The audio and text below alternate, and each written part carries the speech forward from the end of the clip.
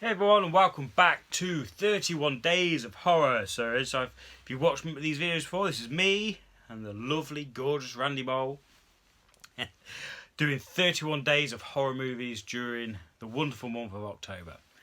So, tonight I've watched a film I've wanted to watch for quite a while now. I finally picked up a real poor quality copy, like VHS quality, but anyway, it was a film we wanted to watch for a while.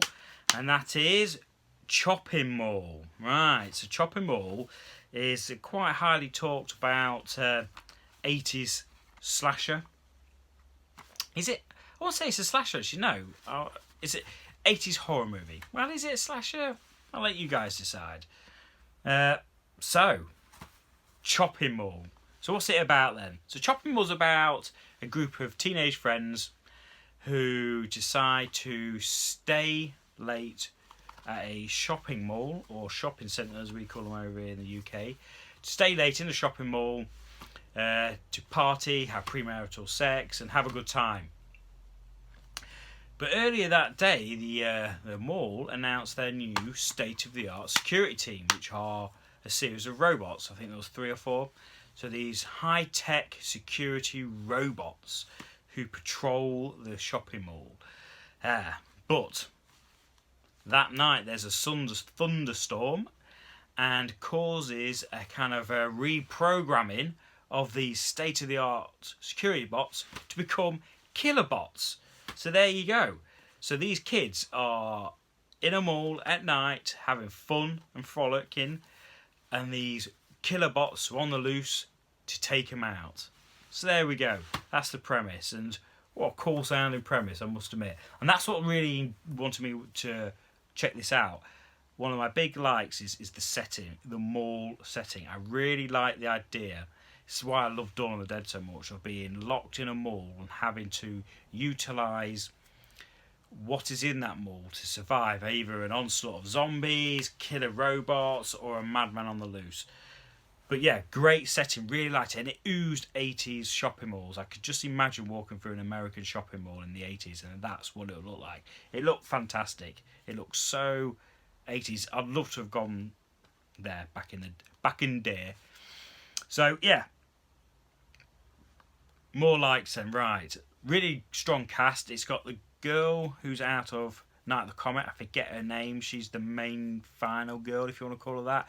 Did a real good job, great performance. It's got Barbara Crampton who's in it, not a massive role in it. Or she's part of the 8 friends. She's strong in it. So, but all the cast, to be honest, all the young cast were really strong. I really did enjoy them though. They played their parts very well. What I also liked, there was a lot of good action pieces. There's a scene where they blow up a lift, where they lock a robot and they blow it up, and I really did like that scene. A lot of explosions, and when they first start attacking, a lot of laser shooting, which we'll get to a bit later on. But it's quite a few good action set pieces, and also with the action set pieces and also the ending, there's some really good explosions. So it's a bit unique to see in this kind of like hunt to kill kind of stalker horror flick. That there's these really good action set pieces, so I really like that. What I really liked is the fact that how they utilise like a gun store. I mean, obviously you would in that sort of in them circumstances, but the fact that it was just kind of easy access and give you the weapon. So yeah, so that's it really. The main likes. I mean, there was lots to like in this, but if they're the top ones coming off the top of my head at the moment. A few dislikes. I'm going to throw some out there.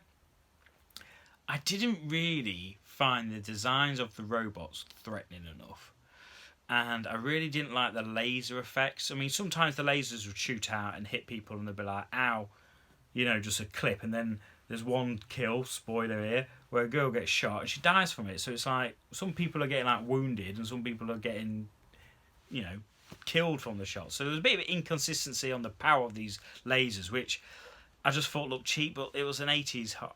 I probably wouldn't have done that design personally of the robots, but then how can you make a robot look menacing? I suppose Terminator does it well. So yeah, another dislike I've got down here is the end credit scenes. So it's quite a short movie. I mean, it says approximately 90 minutes, but it wasn't nowhere near 90 minutes. It was a lot less. And it just, the end credit scenes where it basically had the cast picture and name, it just felt really padded. It felt like they run out of steam, and it was certainly a short movie, so they padded it out. That's my view. But, yeah, there we go. So, did it live up to my expectations? Do you know what? I had a blast with this.